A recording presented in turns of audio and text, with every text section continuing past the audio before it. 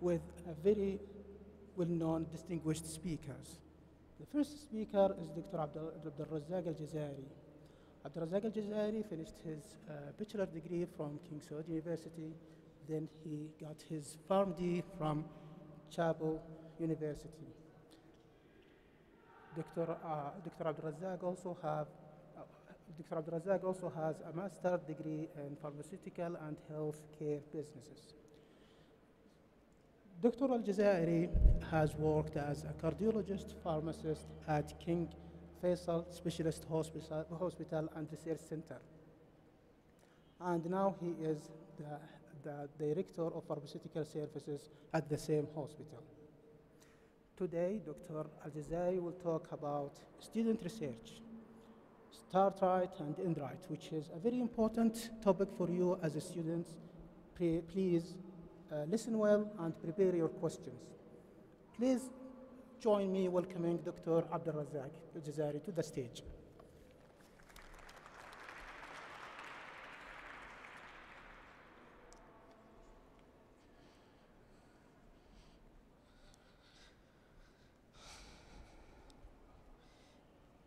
السلام عليكم. الصوت واضح؟ طيب. I'm really happy to be here with you today and very delighted to spend time with people we really been working together for the last 5 years في كلية القصيم كلية الصيدلة جامعة القصيم. For one reason or another,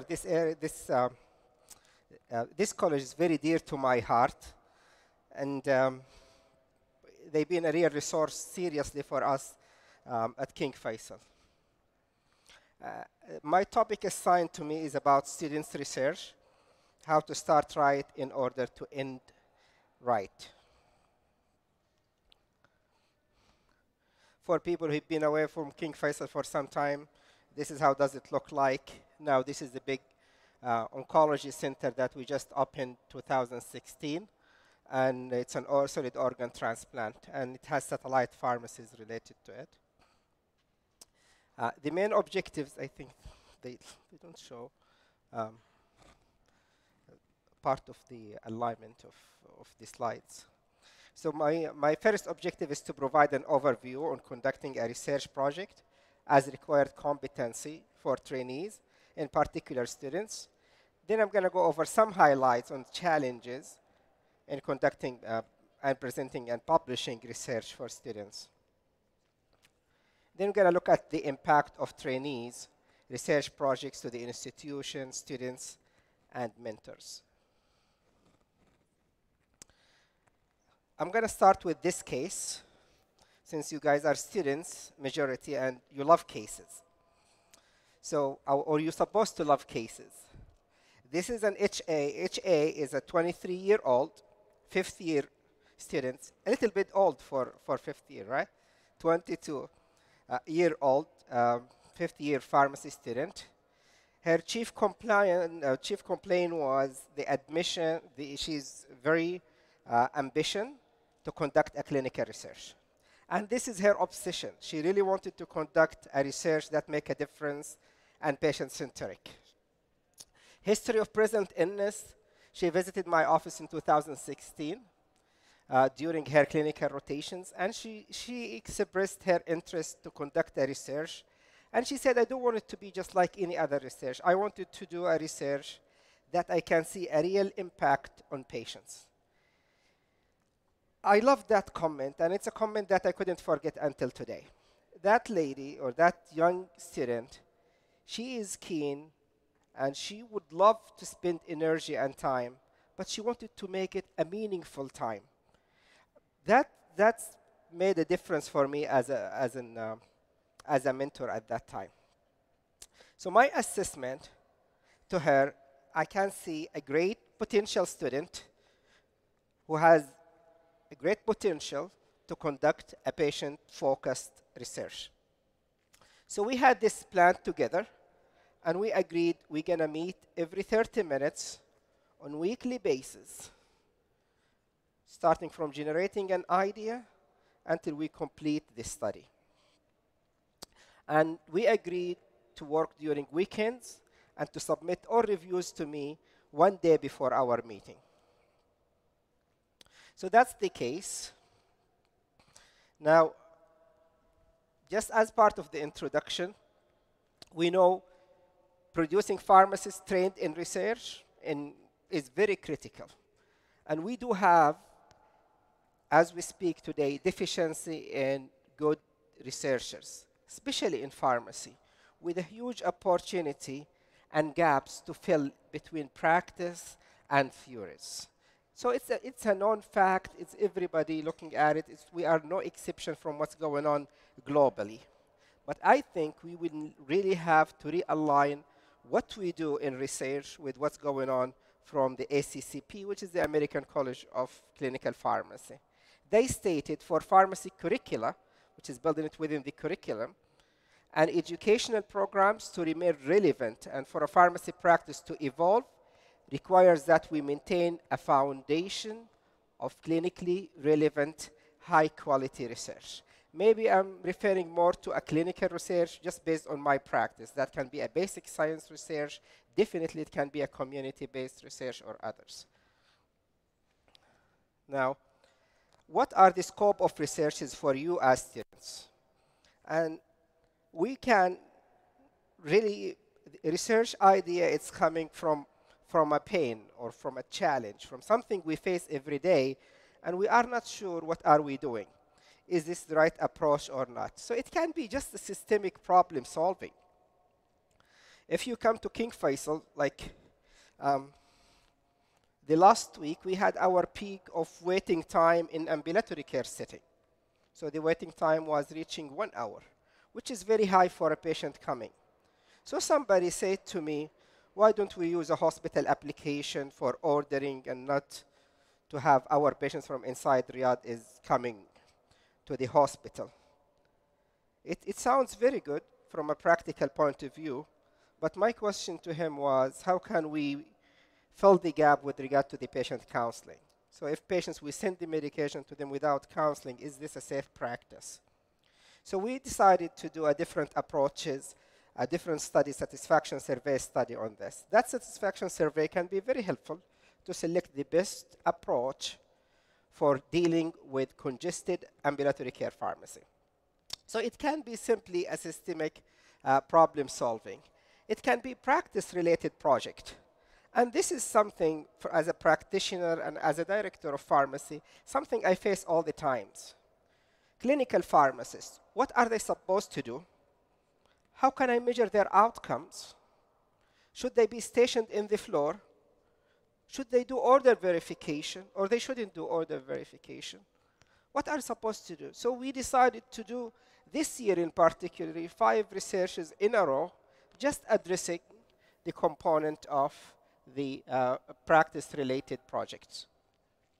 So we wanted to compare, for example, pharmacists, clinical pharmacist stations in the unit compared to consultative services, just rounding and doing something else. So it's a practice-related research.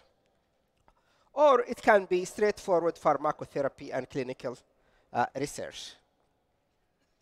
So the scope is really broad, but it's based on your interest and based on the availability of mentors who can guide you through this research. But the scope is broad, and each scope has its own advantage and disadvantage and has its own need. So there is no better scope than the others. There is a need that we are more desperate to compared to the other. So talking about the challenges with research conduction, first, mentors. And now I'm talking to the majority of you are students. Focus on the mentor, because you have to be careful in selecting your mentor. Mentor who has already done this before, he is equipped, he is skillful in research, he is oriented to deal with students. My advice to you, he should be passionate about you. So he should be excited and happy to have you with him. Not the other way around, feeling you are an extra burden on him. For you as students, you should go to the mentor who really published, who did a research before. How do you know? We can check their portfolio. their CVs. You can check it on ResearchGate, LinkedIn, or just PubMed.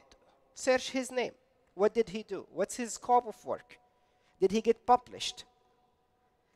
And start to point out which mentor can fit you the most. Now, you can find somebody who's very well published, but he might have a very low temper with students. Ask people who really worked with him. He might be an excellent mentor, but might not be perfect for you. So try to find a good mentor for you. That's number one most important step. So you can search him. You can find what did he do, what did she do before. Look at ResearchGate, Ovid, PubMed, and ask your colleagues. Second, and this is something I always emphasize with students, do not do something that you don't like. Do something you are passionate about, something you love. I'm sure I said this before here, but loving your work or your research, you can do miracles. Feeling it's more of a burden, you will not be as creative as you should. Funding. If your research needs funding, funding always is a struggle. So make sure you don't select a research in your period of time that needs fund securing and you don't have fund. Because working on a fund, it can be a serious rate limiting step in the process. Make sure you have a technical support. What does that mean? You need a software. You need a biostatistician with you. It's a collaborative teamwork. You need access to database. You need a remote access. What do you need? Make sure you take all these factors, the 4 factors, which is challenges, into your consideration when you select a student research. Now, the advantage of doing a research, there are so many, right? It adds to your opportunity of students or residents to learn. You're going to improve patient care. And even in our religion, sadaqah jariyah, if you did something good to benefit the humanity, it's going to continue forever. Increasing institutional cost saving, many projects. Now we're talking about transformation and 2030. Cost saving, cost preventing studies are very much welcome. Very much welcome. And try to focus on these two. Increasing student or trainee familiarity with research process, making the research team proud of their work, avoiding academic burnout, even when you graduate. So many students, I like what I heard today from the discussion. Some students, they feel burned out from classes. We want to do something different. We want to do voluntary, we want to do research.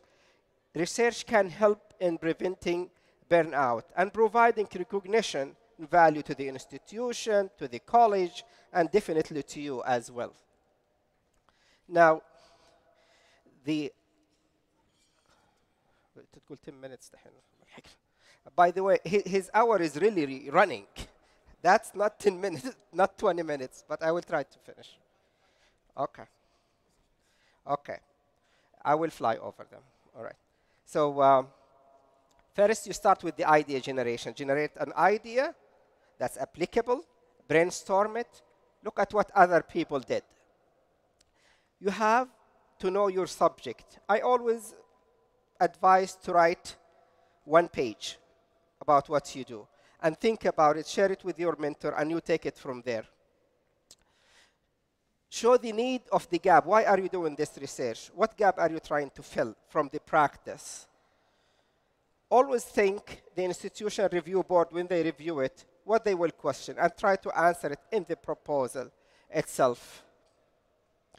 And always visit websites related to organization of research. Now, how to start right and end right, understand the policy.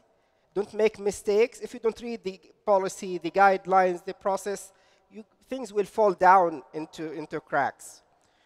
Use a work program chart, diagrammatic work plan for the whole project from the very beginning to the end.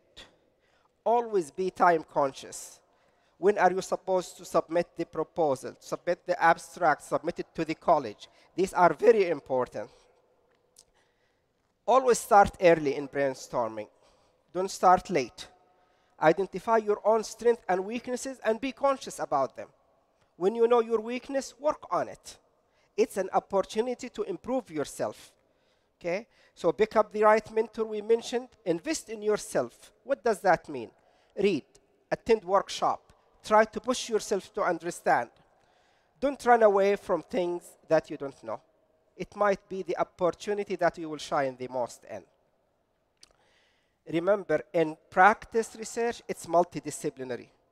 Don't go solo. Form a right team with your mentor. Don't underestimate yourself in the same time. I worked with students who can go all the way. Now, talking about the case that we started with, this is the lady, Hannah al-Sheikh, and she was a student at that time, and she really wanted to do a study in cardiology. She was very passionate about cardiology, and she worked on it. Since she was a student, she graduated. That research project won the best research in King Faisal among all medical specialties and programs. And that was last year. Not only this, she won the best research award from Walid Kayali Award for the best resident research. And she went way beyond this. And we took that research project to the American College of Cardiology. And she won the second best research in the Middle East, submitted from the Middle East. All these recognitions came out mainly because she was passionate, she knows what she wants, she invested in herself. She became a completely different person when she completed this study. Definitely, Hannah al-Sheikh, she is just one example of so many ambitious students that whom I see. It was one case, but we have so many cases. They took the chance, they published, their papers are out, their names are out, they really learned.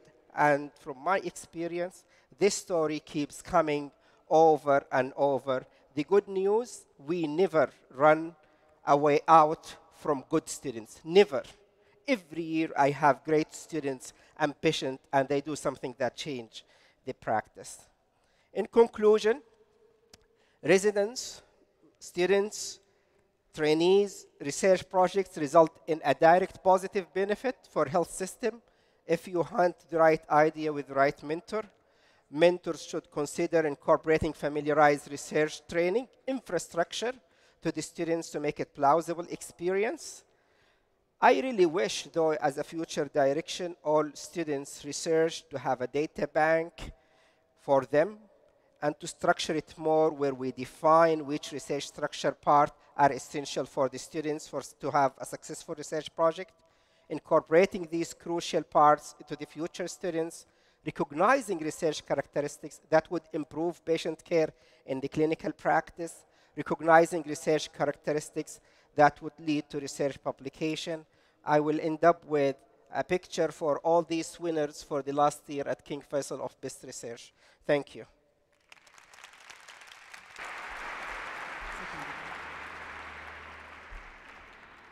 Thank you, Dr. Abdulrazak, for this nice presentation. We'll open the session for just one or two questions because of the time.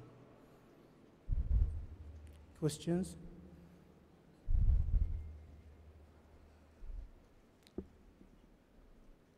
Any question?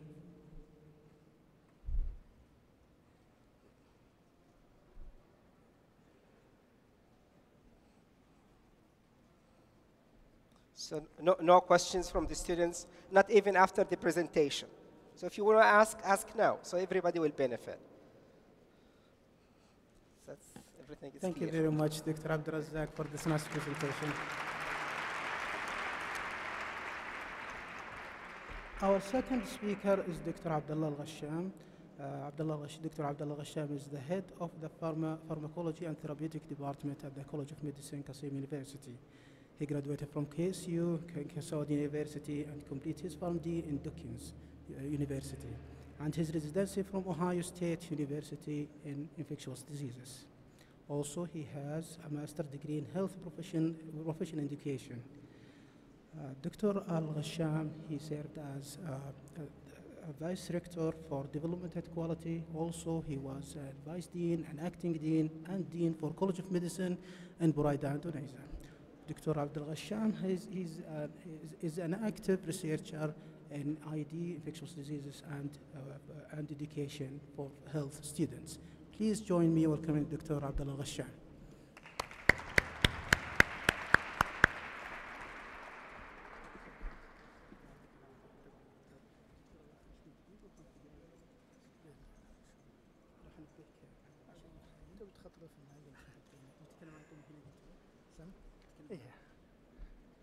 Assalamu alaikum wa rahmatullahi wa barakatuh.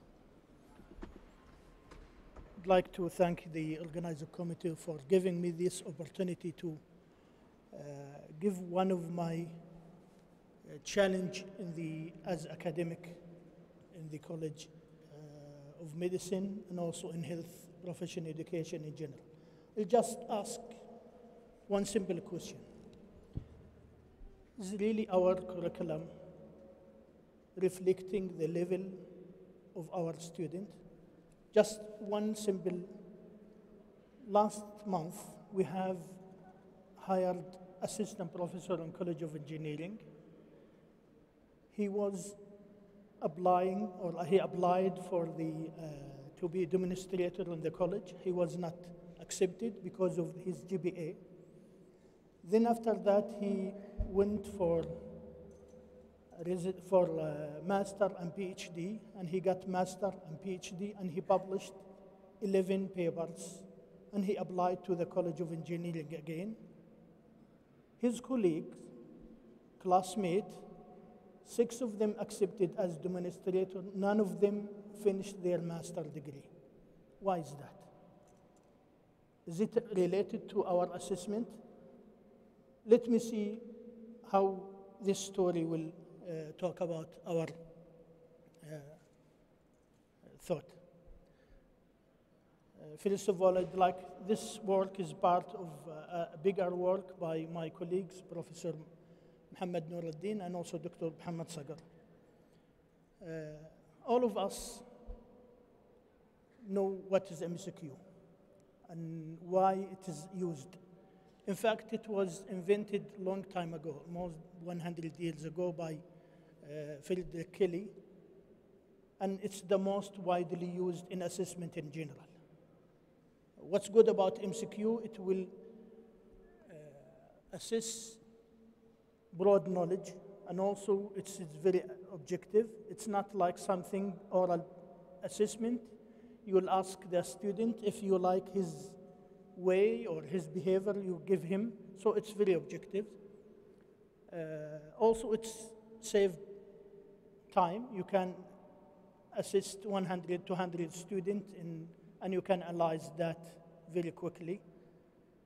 However, there's a big concern about the quality of the MCQ. When we talk about the MCQ quality, we mention a lot of things, and we'll talk about this in detail, just that including it should match with the blueprint of the curriculum, and also the validity and reliability, and also discrimination index, and also difficulty index. And we'll talk about this in detail, how that will means as a quality. All of us know what's the structure of MCQ. MCQ simply as a stem, then a question, then option, or the structure, like this. Clinical scenario or simple question, then a question, then the structure or options. What is important about, what's the problem with the option?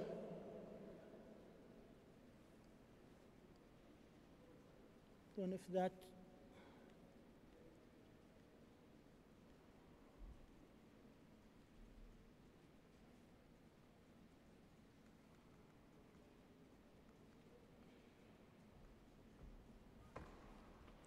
does it have pointer or not a pointer? Okay, I thought this is a pointer.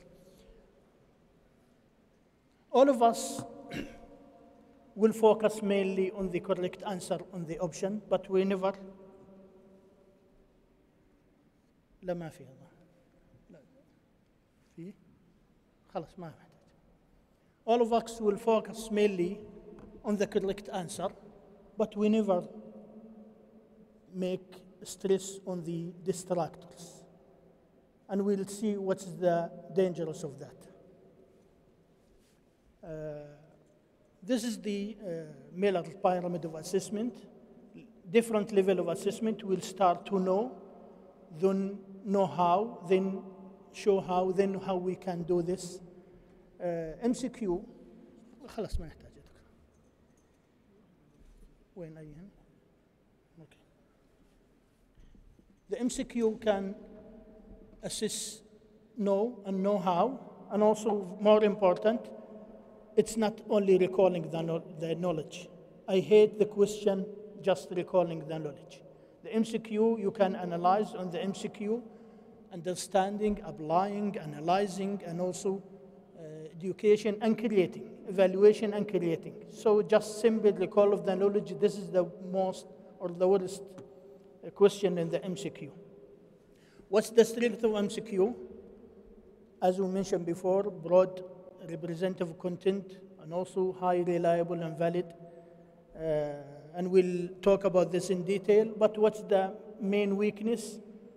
It's required a lot of time to construct a good MCQ. And also it may promote superficial learning, and also difficult to design a good MCQ. One of the big problem of the MCQ is guessing, and how we can decrease the error of guessing. And also it can promote memorization if repeated.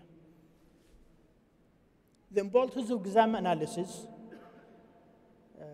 Psychometric analysis will simply promote the good quality of the MCQ. And we'll talk about why we did our study. Our study to examine the quality of the MCQ in the College of Medicine. You can apply this to any other college. What we done, we analyzed all the MCQs, all the examination for the 10 years, between 2006 to 2015. We analyzed more than 90,000 limbs, and we'll talk about this. We identify the difficulty indexing, based on the Tehran Hotel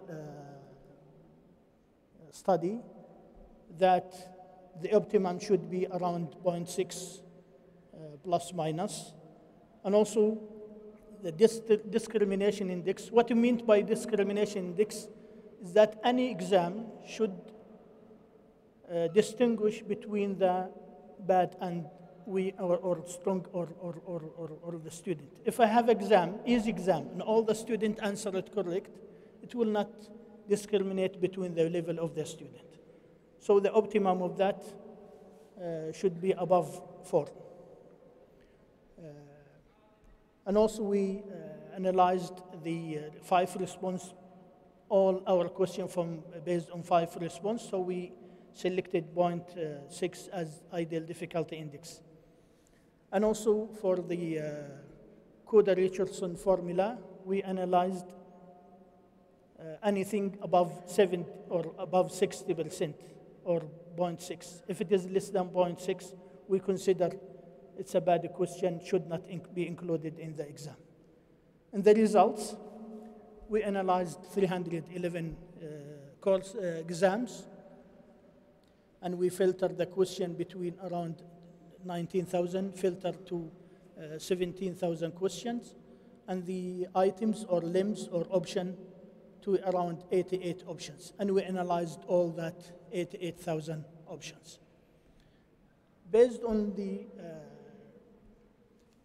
what we mentioned in the difficulty index, we found our exam here is acceptable, which is around 0.6, which is acceptable as a difficulty index. So our exams, it's not very difficult, it's not very easy, it's acceptable. However, discrimination, when we discriminate between the level of the student, we found a problem with that, and we'll talk about this. Okay. Then this is a summary of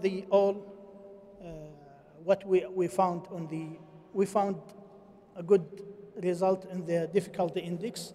However, the bigger problem in the discrimination index, and also we found a big problem with non-functional distractor. What I mean by non-functional distractor, if we have, for example, 4 limbs, and one of them correct, 3 of them should be homogeneous with the correct answer. Otherwise, they are useless. I will skip this because this will give you the relation between the difficulty of the exam and the non-function. The more the non-function, the more easy. Whenever you minimize the non-function, it will be more difficult. And also the correlation between the non-function distractor and the discrimination index.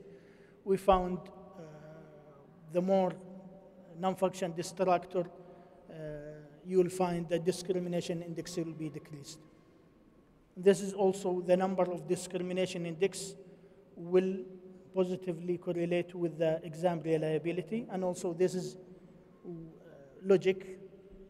Whenever the number of questions increase, the reliability of the exam increase, and also the reliability of the exam increase with the discrimination of discrimination index. This is a summary of the examination reliability based on all we mentioned, the non-function distractor, discrimination index, and also the number of questions. In general, we found more than 55% of our questions are reliable, but still unacceptable. That means around 40% of the question unreliable. Discussion and conclusion. What we got from our study? We got from our study that the MCQs with more non-functional or poor discrimination index will affect the exam reliability. And also the more the question, the better the reliability. And also we'll talk about the need or the must for the exam quality. How we know the exam quality? We know the exam quality by analysis of the exam. Unfortunately, we do a lot of effort in writing the exam, but we never analyze our exam. Is really our exam reflecting the level of the student or not? What's good about analyzing the exam? It will assess the quality, the reliability, and also the validity of the exam, if the exam valid or not. In fact, after this study, we change all the map of assessment in our college. And we'll see how we have done this. We improve the skill of the exam constructor. We also have a good impact as a benchmark for the student and for the batch and for the course and for the subject. If we have an exam, we found student weak in this subject, it will come from the analysis of the exam. And also we can minimize or delete any bad questions. It should not be part of the assessment. And also we can identify areas for improvement in the course. Finally, we done extensive workshop in the training.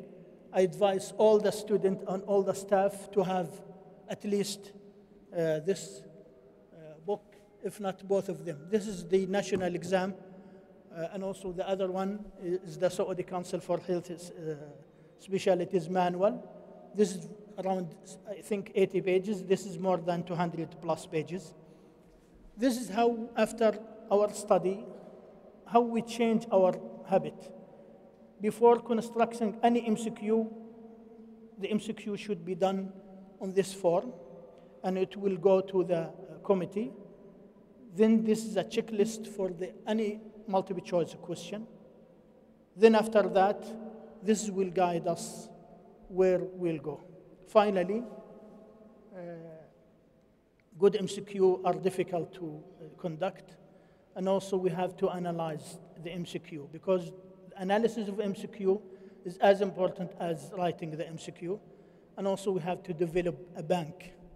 And in fact, we never take any questions directly from the staff. It should be go to the bank first, then like your salary. You cannot take your salary from your employer. Your employer put it in the bank, then you'll take it from the bank. Why we do this? Because any question will guarantee the good quality of the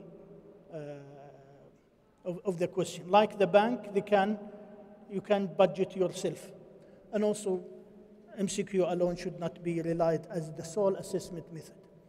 I wish we have more time so we can guide, but at least if we can take the following message, this is more than enough from this my presentation. Thank you very much. Thank you, Dr. Abdullah, for presenting this nicely done research. And the session now open for the questions.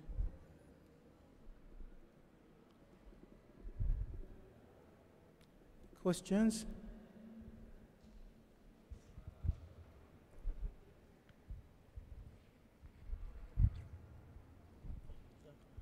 Thank you, Dr. Abdullah.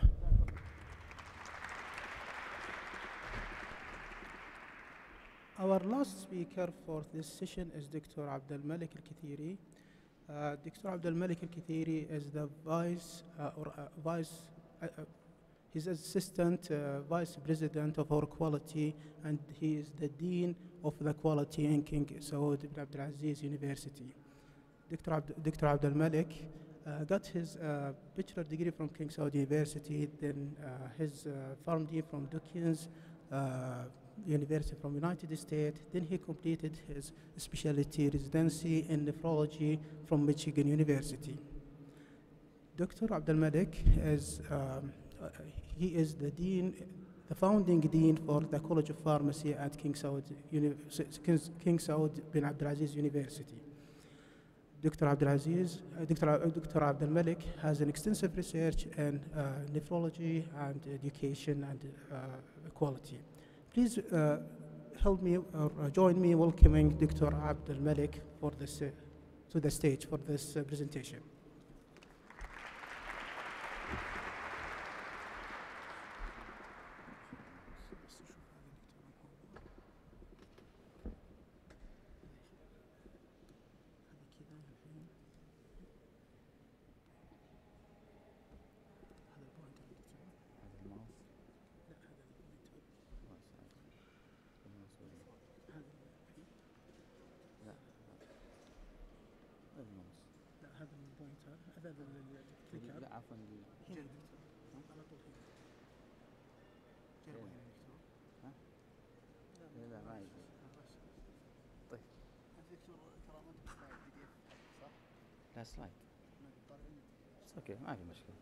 Assalamu alaikum wa rahmatullahi wa barakatuh. It's my pleasure to be here with you today, and it's really difficult to talk about great speaker, Prof. Ghasham and Dr. Al-Jazari. I would like to thank the organizing committee for inviting me for conducting these sessions, and I will talk today about research challenges in pharmacy curriculum. And it's really very important to raise these questions, these challenging questions for you. I will ask you the first question. Do we teach research in our curriculum? That's a challenging question. If we do it, what's the benefit that we are gaining from that, from student level and academic level for us? How to do it? It's another challenging thing that we could do. Last thing is what the challenges that we are facing for conducting research. And this is very, very important things for us. I will start my talk with a statement from the Council of Undergraduate Research, and they just address undergraduate research is a comprehensive curricular innovations and major reform in modern American undergraduate education and scholarship. So changing of educational. So that's a kind of reform. It's a formation of a collaborative enterprise between student and faculty member. And this has been addressed by my colleague, Dr. Abdul Razak Al-Jazari before that.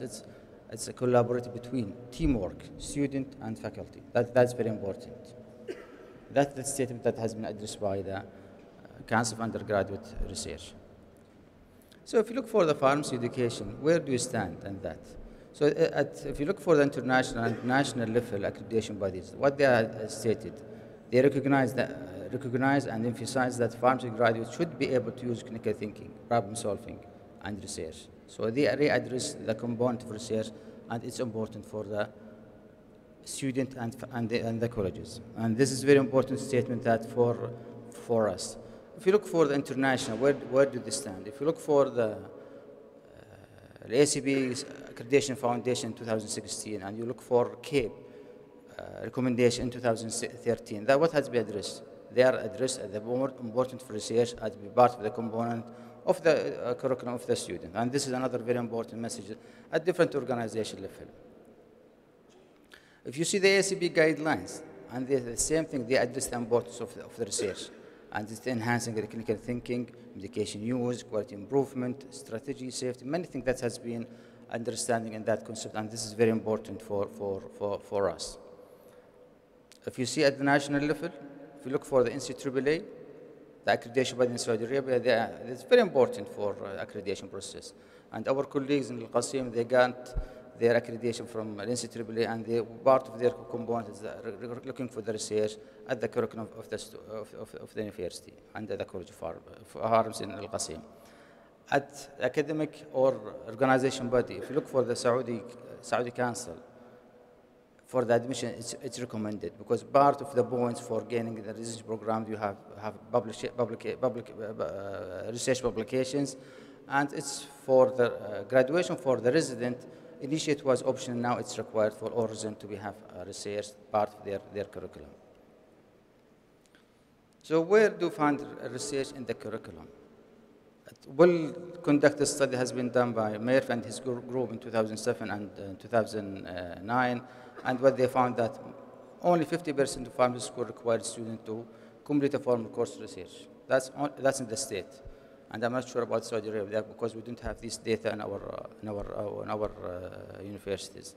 Few schools require research project, so by the end you have to finish the research project. That has been in literature, what has been addressed, and is not that much covered in the international level.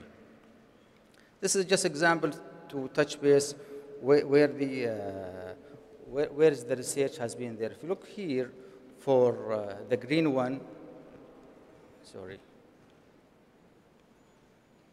If you look here for the green one for research, sorry. The green one that you're addressing the statistic for research. And you could see it from 1988 and 2013. You see a certain trend decline in publishing research and statistics, a part of the curriculum. And you could see in the the blue one, it's the research methodology. It's still less than 50%. Look for literature, drug evaluations, it's still the red one, it's almost 100% for research. So looking here, you could see the research methods less than 60%, statistic struggling between 80, and there's clear decline from 1988 to 2013. And if you look for the research project by itself, less than 25%. That's a little bit scary for the pharmacy education and research requirement at the curriculum. Research ethic and proposal writing, it's really not clear in the literatures, at the international level, and at the same time in our local schools in Saudi Arabia. So this is a very important challenge, and very important things has been raised, and ACCB has been part of that remodeling and renovation in pharmacy practice. And they created a task force in 2008, and they just mentioned that undergraduate research become a professional requirement. It's not just education. So that's very important at educational, and at the same time more important at the practice side. And for that, they develop 8 competencies. These competencies are very important to be tackled in each curriculum for undergraduate school. They identify, you have to identify problems, you have to create a hypothesis, you have to create a clear drug study design, you have to analyze this data, and you have to interrupt this data. This is very important, should be covered in each curriculum. And very important, you have to communicate, your result. Don't do your result and keep it in the drawers and just ignore it. No, you have to communicate it with the in the practical side, and at the same time you need to communicate with at community side and the professional side. And very important, this is you have to be applying a regulatory authority for this, and this is very important. These 8 elements from the ACCB that's requiring that the competency that each graduate should having these in their graduation. So what's our role in that regard? Do we need to move? And I think this is a question that you need to be for the leaders in the practice side and the academic side. They have to look for their content of research in their curriculum, and they have to go with the movement in the changing and including the research in their curriculum. So what's the benefit? Shall I do it best? Or there's a great benefit from doing research at the curriculum. Very important for the student, based on the literature that has been published. It's increasing and improving critical thinking for the student. And this is very important for us. It's a foundation for the research. It's guiding for the future, moving for the research. And this is another important thing. It provides with the skill for time management, including project. So you have time to finish your project. And this is very important things and skills for the student. It's a teamwork. It's not one by himself. So you just close your door and work by yourself. No, it's a teamwork. Multidisciplinary work has been done. And this is in pharmacy practice, in pharmaceutical science. It's a team work. So they could work together to improve what has been done. It's an opportunity for the junior staff, junior student, to interact with experts as a senior student or a senior faculty at the college. Very important that this is even addressed by Dr. Abdulrazak regarding networking. That's very important, standardization, networking for the student, and this is very important. It will be provided with great mentors. So you're building future mentor in the future, and that's very important for the benefit for the student and the colleges, especially for starting a new colleges, because they're just having a new faculty, not expert in research, so that will be building that for them in the future. Improving publication, and this is very important for a student and for the colleges at Saudi Arabia. Most of the colleges in Saudi Arabia, part of their missions, goals, it's research, and this is required by NCAA, and this is very important to be addressed, and that important.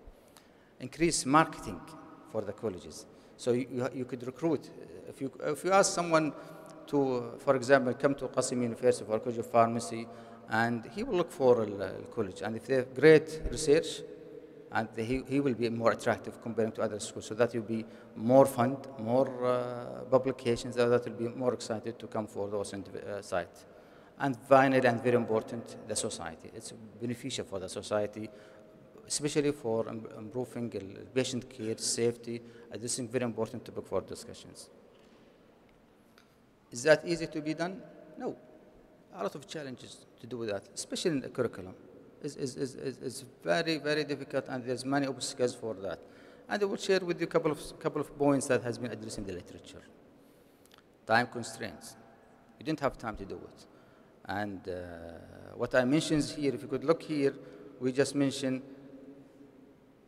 suggestion to improve the time constraint. So you have to think about projects that could be done with the time frame for you as a student. Otherwise, you'll get lost. If you're just starting a mega project, and you need to do it in 3 years, and you try to finish it by 1 year, that's impossible. So it's very important you have to assess what you need and manage that things could be done, and make sure that if you'd like to get your data, it's available for you. Instead of just flipping the chart, doing these things, or going to the lab, and the lab need to be done for equipment is missing, that will be difficult for you to be conducted. Lack of publication process, and this is very important. You didn't understand how to process and how to publish your paper. What the advice for that? Work with the expert. So they will guide you and help you for this, and this is very important. Limited mentorship for the trainee.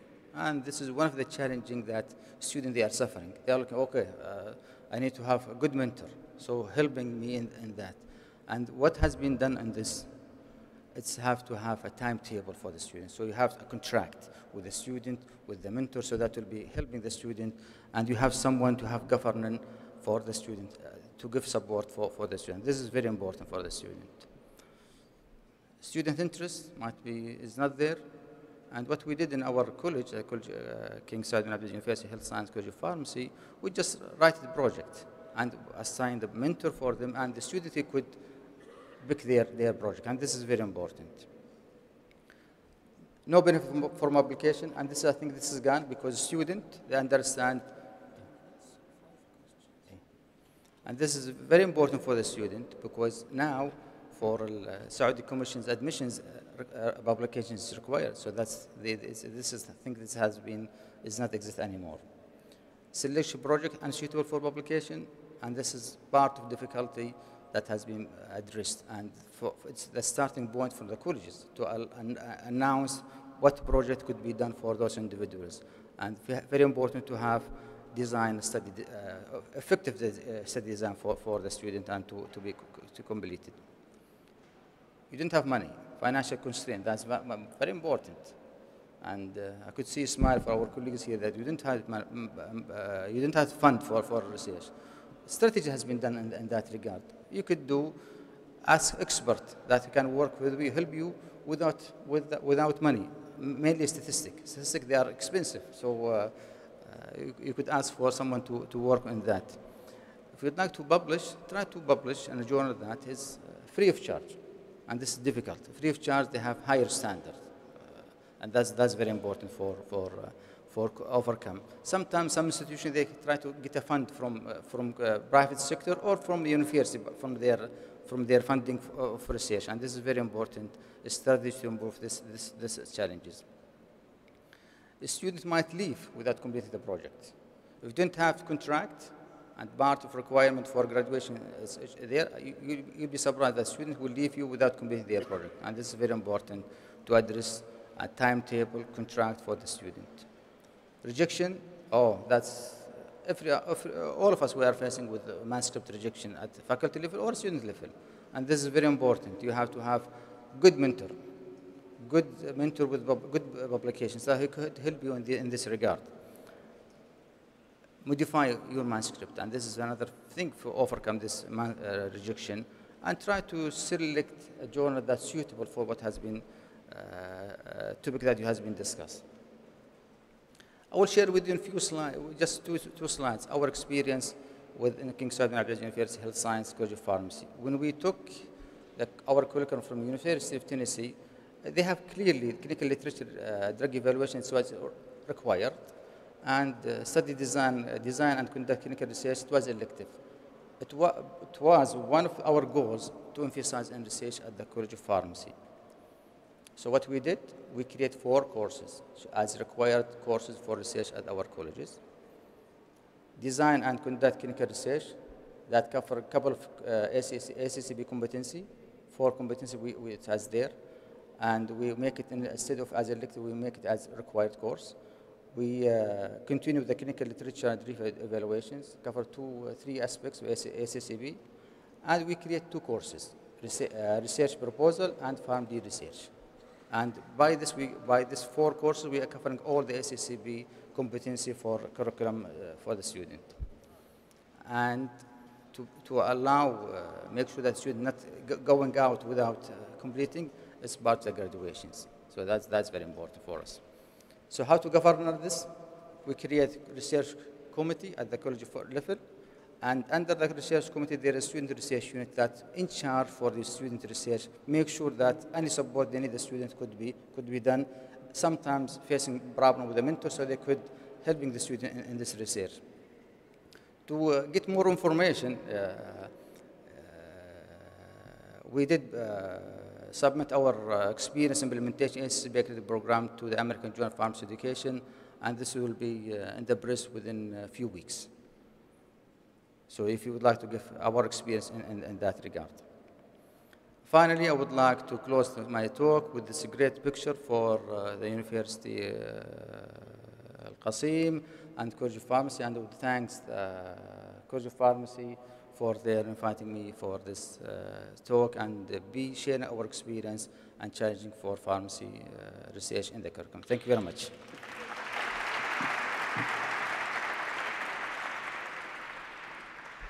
Thank you, Dr. Abdul Malik, for this nice presentation. This is what actually we are facing most of our students, actually. The session is open now for questions.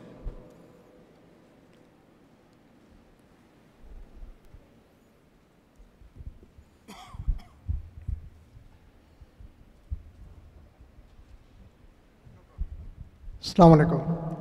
Thank you, Dr. Kathiri. Really, it was very interesting, and your way of presentation made me more interested in that one. My question to you is that, what do you think that this graduate project should be published? You mentioned great projects could be published. Published. Frankly speaking, nowadays, if you go for the pharmacy practice topics, it could be easy published because it gets more attractive for the audience. And if has been mentioned by our colleagues, waiting time for pharmacy outpatient, that will be things that will be related to the practice. And this could be done through survey, and the time constraint for that will not be that much. So instead of you doing a certain project for pharmaceutical science, that might be taking years to conduct these things. And it depends in the quality of research. And one thing that we just discussed just yesterday with our colleagues regarding how to easy publications, what they're looking for, sample size. If you have good numbers sample size, that will be easy for publication instead of small numbers sample size. Second, my comment was about the clinical evaluation and retrieval of the literature review.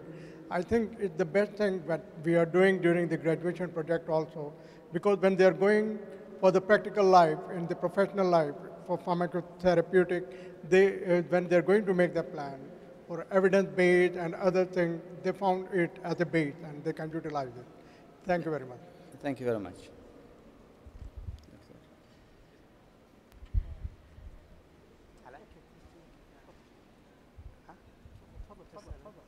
Yeah, go ahead. السلام عليكم. السلام. الحين انا جيت بسوي بحث يعني.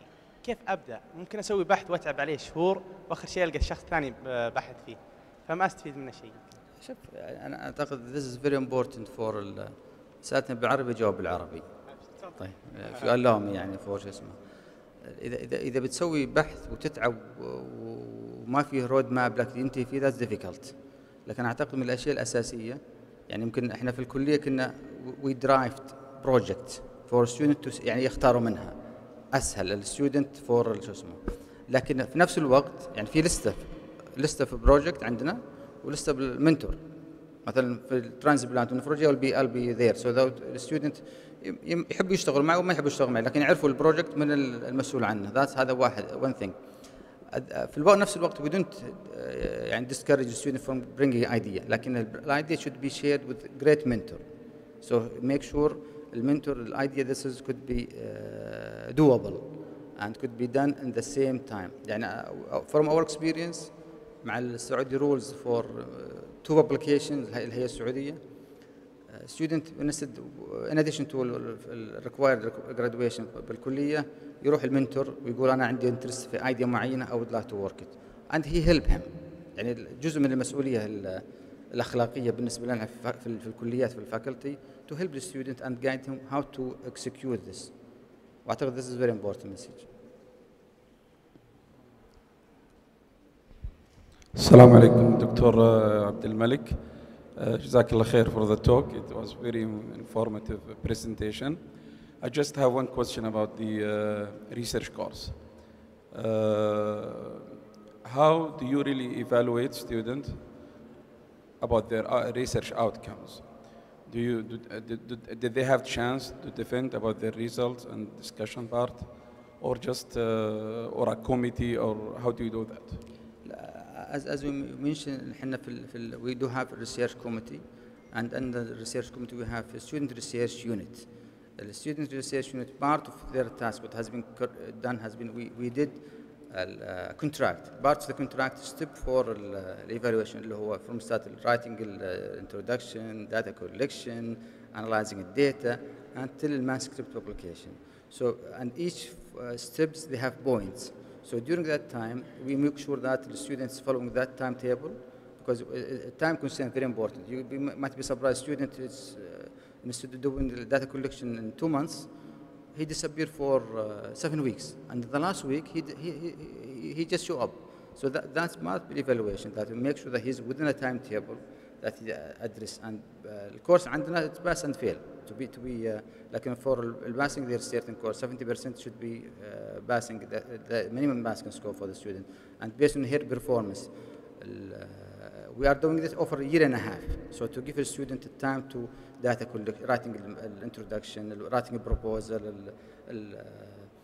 data collection, analysis, then اللي هو writing اللي هو manuscript, and this is over a year and a half for the student could be done. Like each point فيها we do evaluation for the student. Is it at the end stage of their education? I mean, the last semester, and if so, how if they did not complete their research, can they continue doing their research after the graduation? لا شوف, it's part of requirement. Usually student we start research proposal في second semester في السنة وإحنا we call it اللي هو إحنا الدراسة عندنا 2-3-1 يعني اللي هو السنة الثالثة في second semester he start writing a proposal, so عنده year to collect data collections, وعنده برضه another year في الكليركشيب. If he didn't complete it, he's about the requirement. He cannot be proceed. Unless طبعا sometimes we are facing difficulty with publications. So it's the mentor. He write a letter to the research unit, student research unit. That will be his the requirement, and will be ensure that his publication will be conducted within time frame. Thank you very much. Dr. Abdul Malik, we are out of time, but I have one more question for you. As a mentor, I face some problems with the students about doing research with them. What is the level that required for students to know? And like bringing the students from courses to the research is very difficult within like 1 or 2 courses. Which part of research that should we concentrate on to say, yes, his student has completed the research course? That's another challenging questions from Dr. Yasser.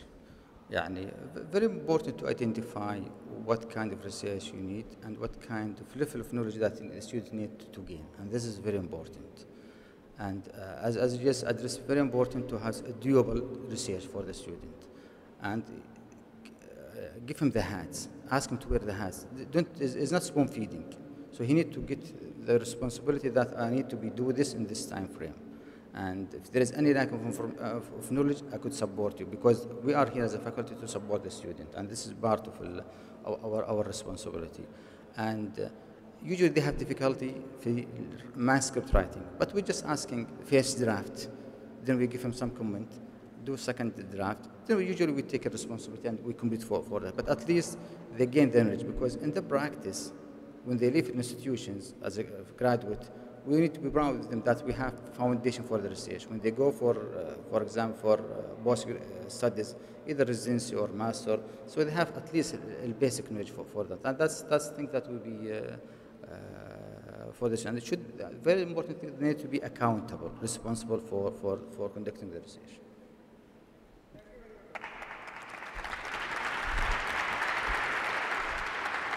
At this point, I would like to thank all the presenters for this nice presentations that they presented today, and I would like to close the session for the second session, and we will meet at 2 o'clock.